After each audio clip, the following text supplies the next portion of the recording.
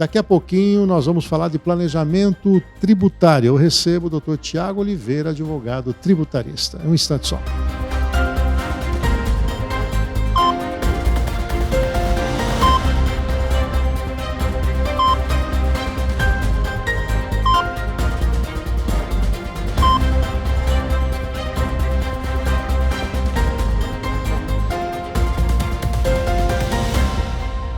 Bom, doutor Tiago, um prazer recebê-lo aqui. Chegamos no último episódio do nosso encontro e nós já falamos do planejamento tributário, falamos também da recuperação de tributos e a semana passada a gente estava falando da reforma tributária. E você colocava, né, as amarras que o imposto sobre valor agregado pode ter.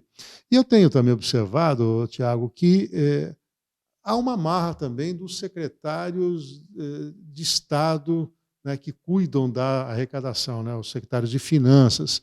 Toda vez que se fala de uma reforma tributária, eles levantam, olha, eu vou ter prejuízo, como é que vai ser? E há, dentro do estudo que está em curso, e eu até estava conversando com um deputado, ele entende que a reforma tributária não vai ser pautada antes das eleições, mas pode ser pautada esse ano ainda, depois das eleições, que é a questão da tributação no destino. Fala um pouquinho o que isso pode mudar, somente um estado como o estado de São Paulo, que é forte gerador de riqueza. Geralmente, a base da arrecadação do estado é o ICMS, né? Geralmente não, é o principal tributo, né, que traz receita para o estado. E esse tributo, existem particularidades, existem IVAs já, cada estado estabelece o seu, ou tem o IVA e tem o outro índice que eles colocam, já vigente, mas no território de cada estado, né? A ideia desse IVA nacional seria para evitar a cobrança maior, tudo. Mas qual que é o grande problema?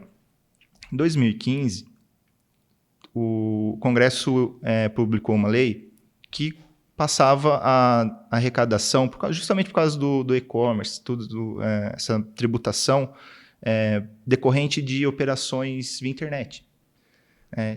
E isso, inclusive, é um problema hoje que está ocorrendo, justamente por causa também do entendimento dos secretários de Estado via Confas ali, que eles, inclusive, emitiram um entendimento agora que eu vou abordar um pouquinho mais para frente. Essa parte da tributação estava prevendo ali uma redução da carga tributária no seguinte sentido.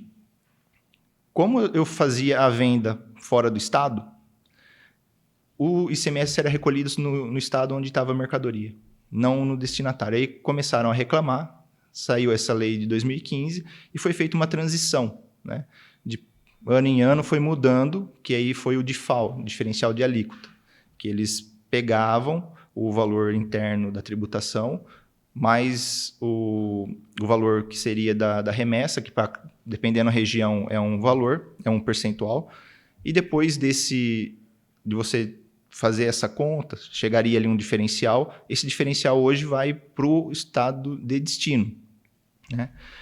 Mas o que acontece? Não veio só nessa ideia do ICMS. Hoje está rodando já, o ICMS já vinha rodando, não tinha lei federal sobre esse ponto, era só uma citação de que poderia cobrar. Os estados correram fazer leis estaduais cobrando, e essas leis estaduais não tinham fundamentação em lei complementar, né? Então, tanto que foi declarado inconstitucional no final dos primeiros semestres pelo Supremo. Só que o Supremo modulou os efeitos também, e aí colocou, é inconstitucional, mas é válido até 31 de dezembro de 2021. O que a maior parte dos estados fizeram? Correram arrumar a legislação, porém, nessa decisão do Supremo, falou, tem que ter lei complementar. E a União demorou para publicar essa lei. Foi publicada em janeiro já, em 2022. E aí, por regras da Constituição, quando há aumento de tributação, e aí a gente entra numa discussão que é o que está batendo hoje. Quando há aumento de tributação, tem um princípio da anterioridade nonagesimal, que não pode ser cobrado antes de 90 dias, e o outro, que é o princípio da anterioridade anual. Não pode ser cobrado no mesmo exercício que foi publicado. Os contribuintes entraram com ação falando o seguinte, foi publicado em 2022, só pode cobrar em 2023. Os estados, ao mesmo tempo, entraram com ação falando o seguinte, nessa lei que foi publicada pela União, falava o seguinte, pode começar a cobrar depois de 90 dias. Os dois entendimentos aí. Só que os estados eles estão com um entendimento um pouquinho mais favorável. Falaram, eu não estou aumentando o tributo.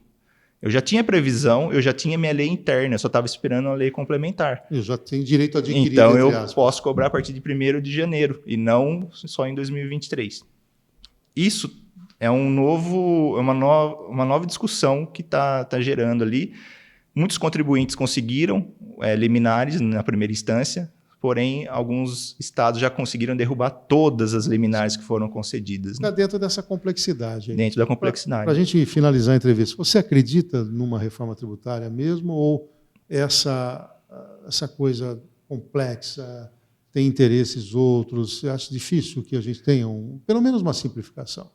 Eu acho difícil ocorrer, pelo menos a curto prazo, porque demanda uma estrutura, uma reforma significativa, e nenhuma das propostas, a não ser essa que mexe e vai mexer com o Pacto Federativo, as outras não vêm no sentido de simplificar. Mesmo a proposta que foi feita pelo governo de unir o IPI, PIS e COFINS num único tributo, ela une, mas porque quando a gente fala da parte tributária, a gente costuma pensar direto no dinheiro saindo.